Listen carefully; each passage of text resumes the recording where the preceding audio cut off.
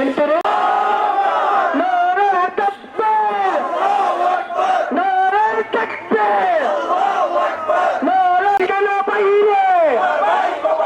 জাহাঙ্গীর জবাব চাই, আসিফ নজরুল জবাব চাই, ইন্টারিম জবাব চাই, আমার ভাই মূল্য কেন?